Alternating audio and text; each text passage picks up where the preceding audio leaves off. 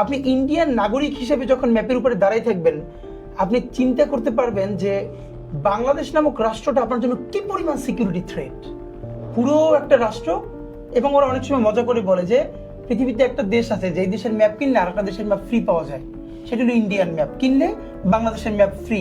আপনি দেখেন এক পাশে তার 7 সিস্টার্স, পুরো ভূমি এই পাশে অল্প একটা শিলিগুড়ি করিডোর বা চিকেন নেক, যার পাশে বাংলাদেশ, উল্টো পাশে চীন। এইখানে যদি বাংলাদেশ তাকে কোঅপারেট না করে তাহলে তার জন্য 7 সিস্টার্স নিয়ে তো বিরাট ঝুঁকি আছে তার জন্য। তো এটা তার জন্য অফকোর্স সিকিউরিটি থ্রেট। বাংলাদেশের ছোট্ট জমিনে প্রায় 20 কোটি মানুষ, এটা যদি অশান্ত হয়ে ওঠে, ইন্ডিয়া কোনোদিন স্থিতিশীল থাকতে পারবে না, কারণ তার এক পাশে স্বাধীনতা আন্দোলন বহুদিন ধরে চলে এবং সেটাকে আবার হেল্প করার জন্য অনেক দেশ বসে আছে। এখন আমাদের যেটা বোঝা ব্যাপার, এইখানে গণ অভ্যুত্থানে আওয়ামী লীগের যেটুকুন পতন হয়েছে, এর থেকে অনেক বেশি পতন হয়ে গেছে ইন্ডিয়ান আধিপত্যের, ভারতীয় আধিপত্যবাদ যেটা। এবার এটার প্রমাণ হলো কোনো ধরনের প্রিপারেশন ছাড়া ভারতের ক্ষেত্রে এটা হয়ে গেছে। মানে ভারত কোনোভাবে এটা রিড করতে পারে নাই। সে তার সেকেন্ড বা থার্ড ব্যাকআপ রাখতো, সে সমস্ত বিনিয়োগ একমাত্র আওয়ামী লীগের পিছনে করে ফেলেছে। এবং এই যে জনগণের সাথে ন্যূনতম সম্পর্ক নির্মাণ, এটা না করে সে এইটা করার ফলে হয়েছে কি, আপনি খেয়াল করবেন যে ভারত প্রথম 5-6 মাসে যেভাবে অফিসিয়ালি রিয়াক্ট করতেছিল, আপনি চিন্তাই করতে পারবেন না পৃথিবীর 5-7টা পাওয়ারফুল রাষ্ট্রর ফরেন পলিসি এরকম হইতেছে। মানে ইট ওয়াজ নট ফাংশনিং। মানে আপনি বুঝতে পারবেন যে তারা প্রিপেয়ার ছিল না।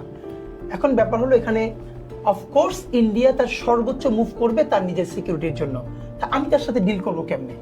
এখন আমি যেরকম প্রচন্ড সিকিউরিটি ক্রাইসিস অন্যের জন্য, তার আমার ঐক্যবদ্ধ কতটা থাকা জরুরি। তাই প্রজন্মটা তো নষ্ট হচ্ছে, তাই না? এই প্রজন্মটা ভালো ছিল কবে বলেন তো আমারে? আপনার বাচ্চা সে সারাদিন পর্ন এডিক্টেড। সোসাইটিতে আমরা এগুলো যারা কাউন্সিলিং করে প্রত্যেক জায়গায় ভিড় লেগে যাচ্ছে। মানে আমার তো বাচ্চা আছে, আমার ভাগ্নি আছে।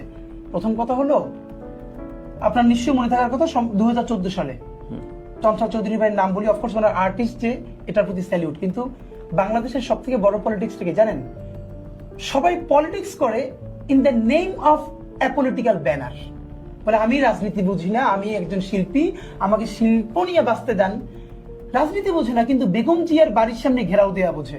চঞ্চল চৌধুরী ভাইয়েরা, আরো অনেকজন রবীন্দ্রসঙ্গীত, আরো বিভিন্ন সঙ্গীতের শিল্পীরা মিলে বেগম জিয়ার বাড়ি ঘেরাও দিলেন কেন?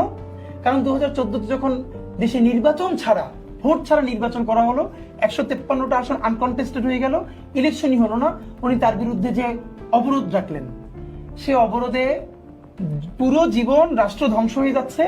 এরা একবারও বলতেছে না যে এই যে হাসিনা ইন্ডিয়ার প্রেসক্রিপশনে ইলেকশন ধ্বংস করে দিল। দেখেন শিল্পের দায় কি? শিল্পের দায় হলো ন্যায়ের পক্ষে থাকা। তো তার ন্যায়ের পক্ষে যদি আপনি থাকতে পারেন থাকবেন, না থাকলে চুপ থাকবেন। দেখেন অনেকেরই ক্যাপাসিটি নাই। ওই লোকটাকে আমি অনেস্ট মনে করি যে তার ডিসঅনেস্টিটাকে অন্তত স্বীকার করে যে ভাই এটা আমি পারি নাই, করা উচিত ছিল। কিন্তু আপনি যখন ডিসঅনেস্টিকে গ্লোরিফাই করবেন, এটা তো ভয়াবহ অন্যায়।